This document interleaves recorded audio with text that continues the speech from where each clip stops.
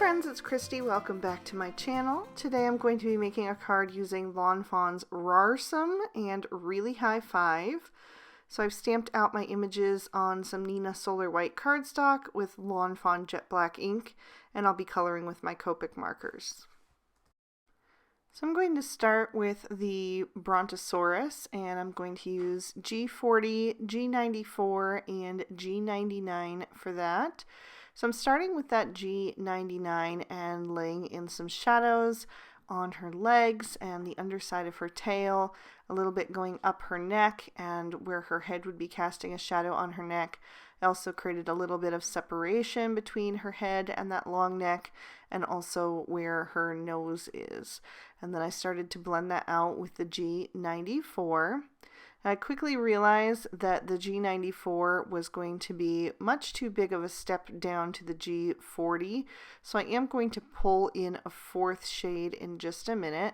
But for now, I'm just going over the edge of that G99 and really softening up that pigment and getting it ready to blend. So I'm going to pull in the G43 as another mid-tone and just use that to make the transition into the lightest shade.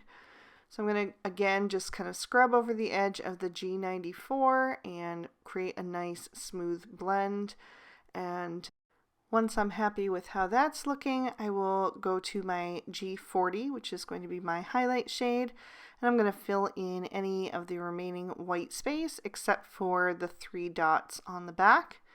I am also going to go over this image with a second layer. I'm going to do that off screen just because this is quite a long video today with all of these adorable images to color. So I skipped over that, and I also am going to skip over the coloring of the baby Brontosaurus because I did her exactly the same as the mama. And then for the spots, I'm going in with my 2 darkest shades. So I use the G99, and then I'm going to fill in the rest with the G94, and I did that for the baby as well. For the Stegosaurus, I'm going to use W1, W3, and W5 for the body. So I'm using that W5 first to do the shading, pretty much like the Brontosaurus, just in the reverse. I'm going to have a central light source, so the critters that will be over on the left-hand side will have the highlight on their right on their faces, and then the critters that are on the right-hand side will have the highlight on the left. So I used the W5 to lay in those shadows and then blended that out with the W3 to create a nice transition into my highlight shade, which is the W1. So I'm going to fill in again all of that white space, and then I will do a second layer on him as well off screen. I did a second layer on all of the dinosaurs. I just think it really helps smooth everything out and increases that saturation, and I just love the look of it. So now I'm going to keep the W3 and W5, but I'm going to add in the W7. I'm going to use the W7 and the W5 to color in the spots on the back, and then the 3 small little spikes on the tail. And then for the other plates, I'm going to use all 3 shades. So I use the W7 on the bottom right, and then I'm blending about a third of the way across with the W5, and then the final third is the W3, so that also has a nice highlight on all of those plates on his back. So the pterodactyl I wanted to do in browns. I was trying to keep more traditional kind of colors for this particular set of critters here. So I used E27, E25, and E23 for most of the body, and then I'm going to throw in a little E21 on the face and wings.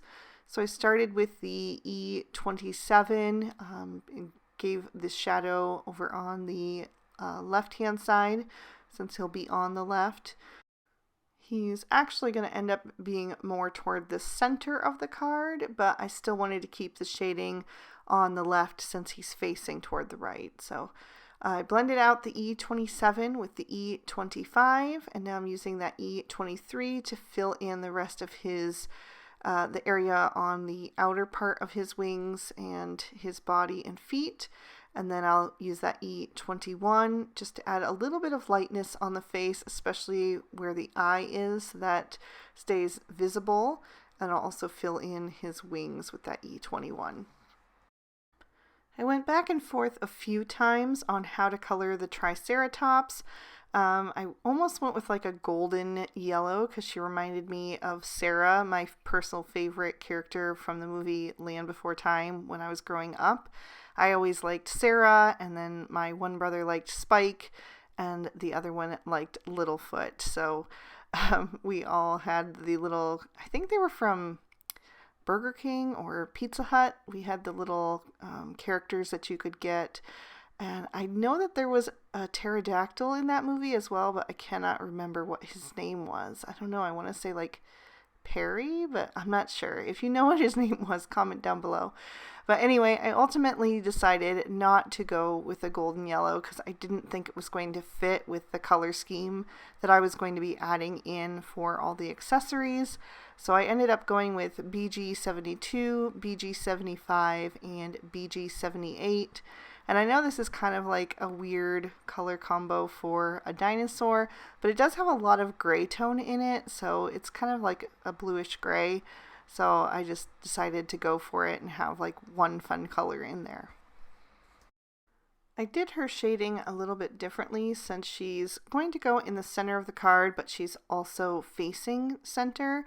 So I put most of the darkness down at the bottom of her body where her head would be casting a shadow, and also on the back plate that's behind her head where her head would be casting a shadow, and kept her face pretty nice and light. I added a little bit of dimension right over her little nose there, and then I colored in her spikes with BG78 and then BG75.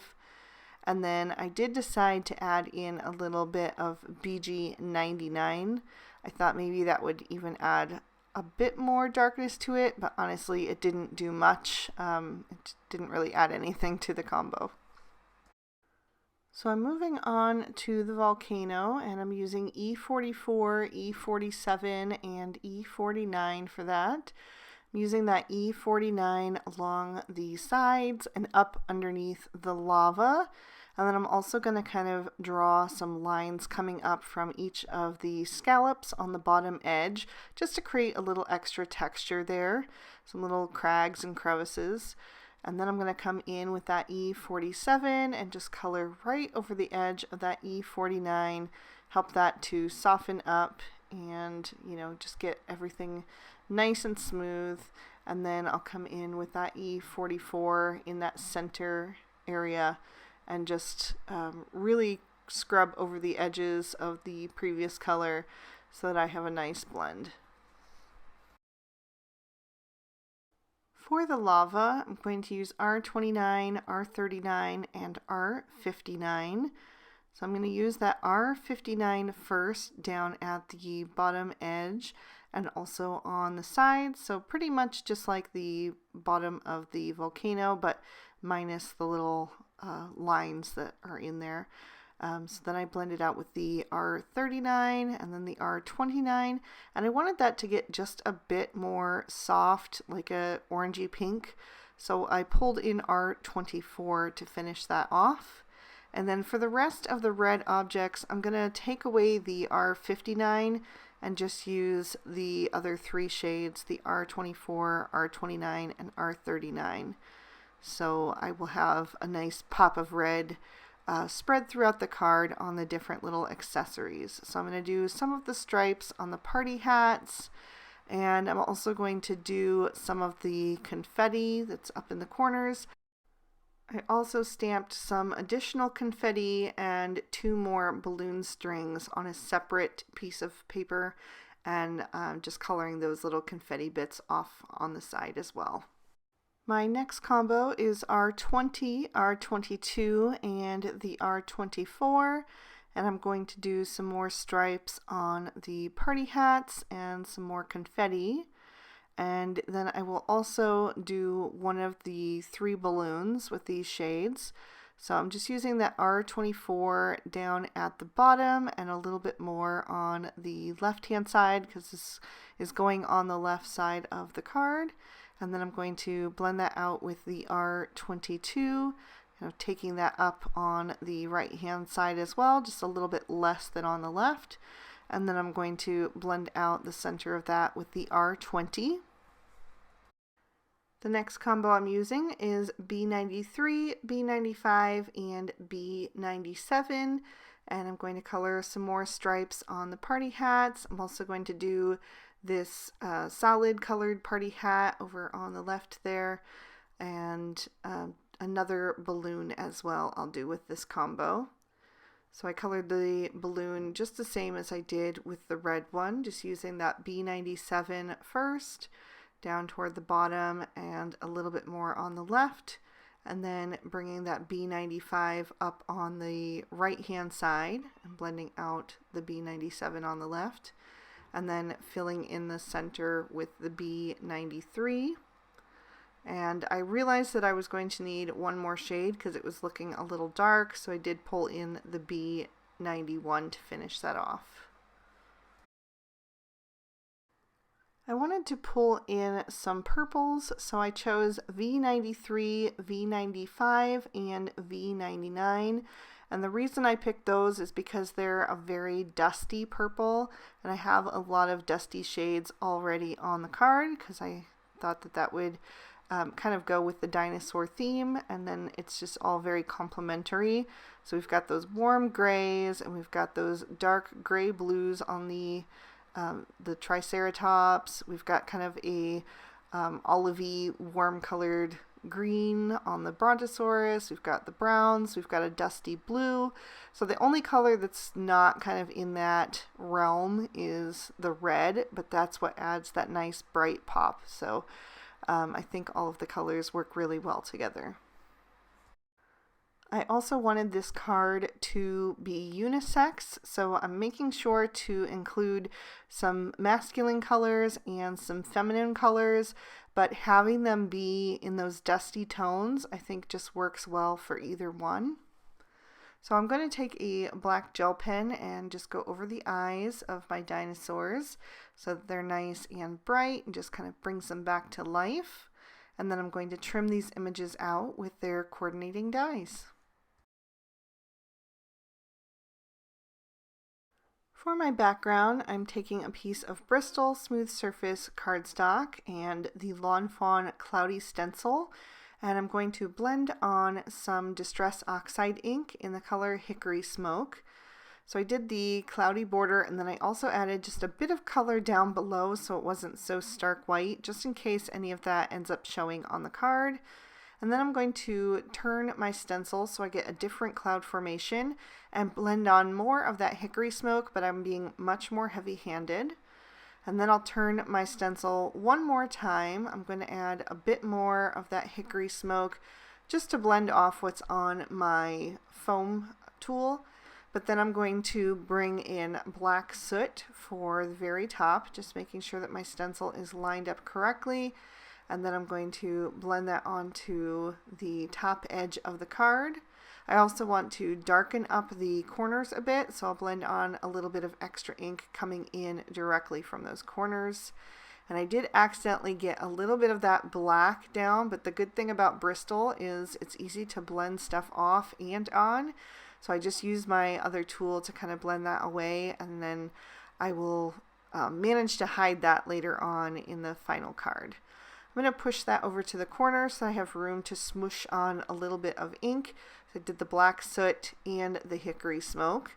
I'll grab a little water spritzer bottle and add some water to that so that I can mix it up with a paintbrush and do some splatter effect all over the background. I wanted this to look like ashes falling from the sky.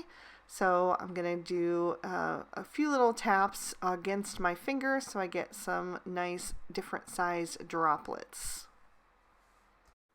I'm going to set this panel aside to dry, and in the meantime I'm going to stamp my sentiment on a piece of craft cardstock with Lawn Fawn walnut ink. And I'm doing Party Like There's No Tomorrow.